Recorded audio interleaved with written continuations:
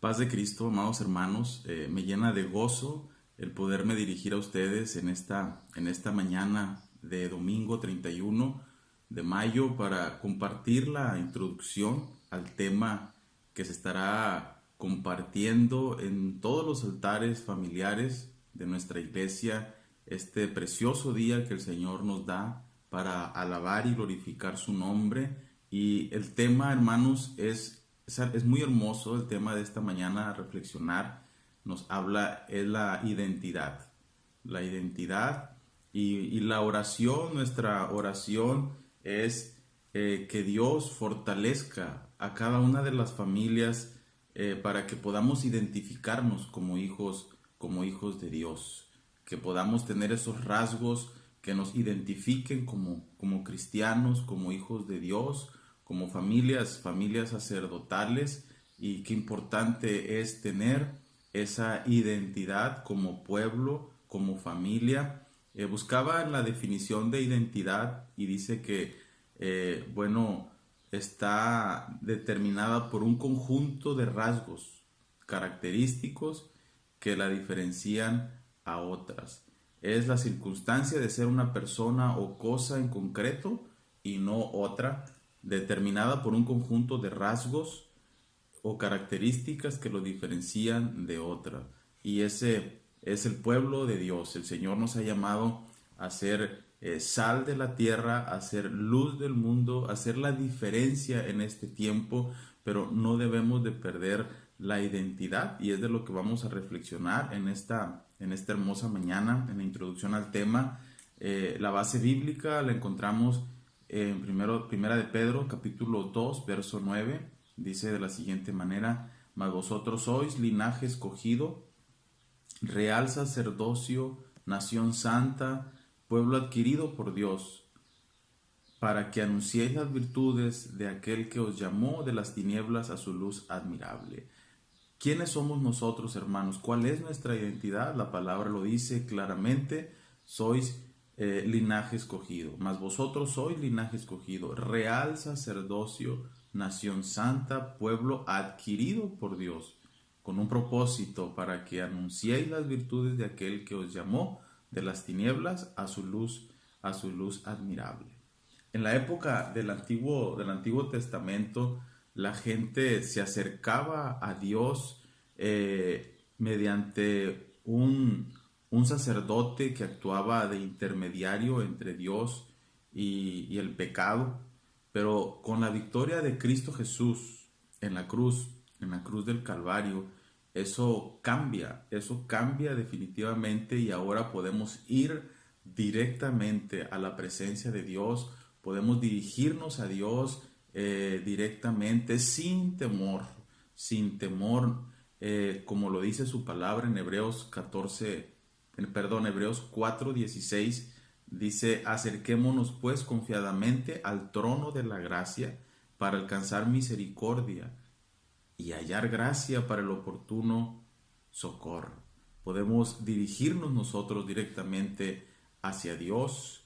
Y también, hermanos, bueno, es parte de nuestra identidad, de esos rasgos que nosotros, que hemos sido lavados con la sangre de Cristo, podemos dirigirnos directamente a Dios, acercándonos pues confiadamente al trono de la gracia para alcanzar misericordia y hallar gracia para el oportuno socorro.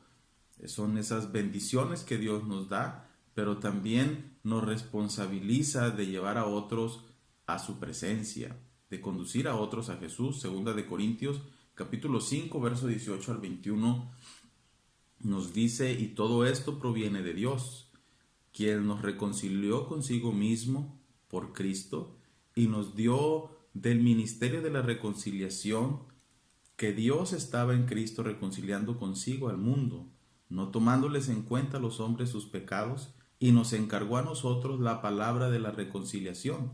Así que somos embajadores en nombre de Cristo, como si Dios rogase por medio de nosotros. Os rogamos en nombre de Cristo, reconciliaos con Dios. Reconciliaos con Dios. Al que no conoció pecado, por nosotros lo hizo pecado, para que nosotros fuésemos hechos justicia de Dios en él. La identidad, hermano, es una responsabilidad que tenemos como hijos de Dios, como pueblo santo, nación santa, de nosotros conducir personas a Jesús, anunciarles las virtudes de aquel que nos ha llamado de las tinieblas y que nos ha traído a su luz admirable. La identidad se traduce en autenticidad. Nosotros, como dice la Escritura, no debemos de conformarnos a este siglo, sino renovados por medio de la renovación de vuestro entendimiento, para que podamos comprobar cuál es la voluntad de Dios. No debemos de adaptarnos a este siglo, sino guardar la identidad cristiana, guardar nuestra identidad, ser auténticos, no diluirnos en medio de múltiples corrientes de pensamiento. Tenemos nosotros un marco bíblico que nos dirige, nos conduce, y como familia, como individuos, debemos apegarnos a la palabra de Dios, ser auténticos. Ser auténticos nos hace diferentes como hijos de Dios. Tener identidad es vivir en congruencia con nuestra profesión, ser congruentes. Y vaya que en este tiempo de cuarentena, de aislamiento social, la congruencia sale a flote en la convivencia del día a día en casa, con nuestros hijos, con nuestra esposa. Esa congruencia sale a flote. Los niños son muy sinceros, no se detienen para hablar, y sale a flote, hermanos, nuestra congruencia. Lo que hacemos debe de ir en sintonía con lo que nosotros decimos, y viceversa. La identidad es vivir en congruencia de nuestra profesión, y nos habla el estudio de esta mañana de Jonás, la incongruencia de Jonás. Sabemos que Jonás Dios le da una indicación, y Jonás desobedece, toma otro rumbo, otro camino, y a pesar de que él iba desobedeciendo a Dios, huyendo de la presencia de Dios, cosa que no podemos escondernos de Dios, no podemos huir de Dios.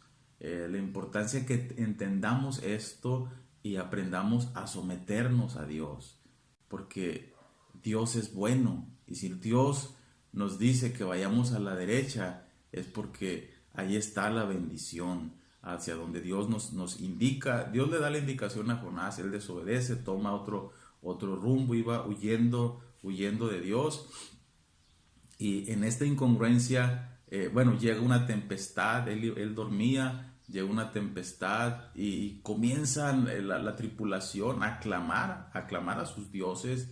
Estaban aligerando la carga de la embarcación, y pensando, preguntándose entre ellos, ¿por qué nos pasa esto? ¿Quién es el culpable? ¿Por qué sucede esto? Cuando se dan cuenta que Jonás dormía.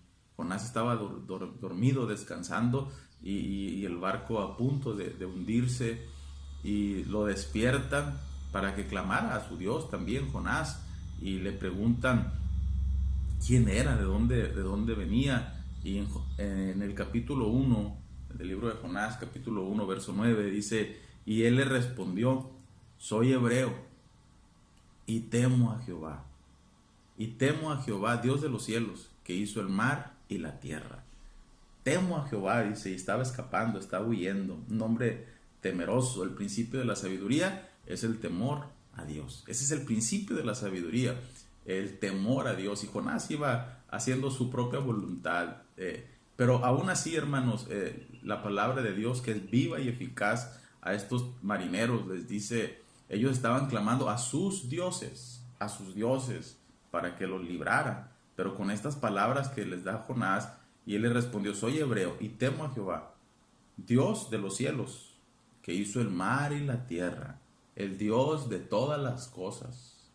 Oye Israel, Jehová nuestro Dios, uno es. Uno es, hablando Jonás, que él temía al Dios, a Dios que tiene el control de todas las cosas, que los elementos de la naturaleza se sujetan ante el poder de su palabra. Y bueno, estaba esta tormenta, esta situación, Jonás estaba huyendo, pero algo relevante aquí, que la conciencia de Jonás no le molestaba. A Jonás, él estaba dormido. Su conciencia no le molestaba por haber desobedecido a Dios. De aquí la importancia de que nosotros, el que no nos sintamos culpables en algunas circunstancias, no siempre es señal de que estamos actuando bien. Hay situaciones en la vida en que, bueno, no me siento culpable, no me siento tan mal, pero eso no quiere decir que estemos actuando bien. Jonás no se sentía tan mal, su conciencia no le molestaba, pero eso no era razón para pensar que él estaba actuando bien, estaba actuando en desobediencia. Y nosotros, hermanos, como humanos, nosotros podemos negar nuestra realidad. Podemos negar nuestra realidad, podemos negar lo que está pasando. Y de ahí, hermanos, que no podemos medir la obediencia por lo que sentimos. Nunca podemos medir nosotros la obediencia por lo que sentimos, porque es nuestra percepción, es nuestra forma de pensar, de sentir. Por eso lo importante es que nos comparemos con las normas divinas, con los preceptos bíblicos que no cambian, que la palabra de Dios, el cielo y la tierra pasará, mas mi palabra permanecerá. No pasará, la palabra del Señor permanece la palabra de Dios, y ahí es donde nosotros debemos sujetarnos, no por nuestras emociones. No le acusaba la conciencia a Jonás. Bueno, la salvación que Dios nos ofrece está supeditada, depende de un estilo de vida que atestigue por sí solo que realmente somos salvos. La palabra de Dios dice claramente que el árbol por su fruto es conocido. La congruencia en nuestra profesión como cristianos, nuestro ejemplo, hermanos, nuestro servicio a Dios. Quiero hablar rápidamente 3 verdades sobre identidad y congruencia, donde se les dice por primera vez cristianos. Se nos dice por primera vez cristianos en la Biblia. Se mencionan tres ocasiones. En Hechos 11:26, y se congregaron allí todo un año con la iglesia y enseñaron a mucha gente, y a los discípulos se les llamó cristianos por primera vez en Antioquía. ¿Quiénes se congregaron? Bernabé y Pablo fueron a discipularlos, a enseñarles ese cambio, ese estilo de vida diferente. Y cuando la gente los observa que eran diferentes, tenían una identidad diferente al resto de las demás personas, se les llamó por primera ocasión cristianos. ¿Por qué? Porque eran congruentes con el llamado de Cristo. Eran congruentes con el llamado de Cristo porque seguían a Jesús, imitándole en todo. Fue ahí donde se les nombra por primera vez cristianos. De igual manera, cuando Pablo estaba defendiendo su postura ante Agripa, este rey Agripa fue impactado en Hechos 26-28. Entonces Agripa dijo a Pablo: por poco me persuades a ser cristiano. Por poco me persuades a ser cristiano.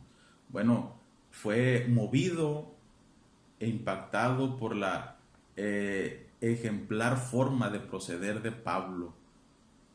Su vida cambiada, su vida transformada, porque tenía una identidad puesta en Cristo Jesús. Queridos hermanos, mi deseo es que el Señor les bendiga y que la gracia de Dios repose en cada uno de vuestros corazones, en el nombre poderoso de Jesucristo. Dios los bendiga, amados hermanos.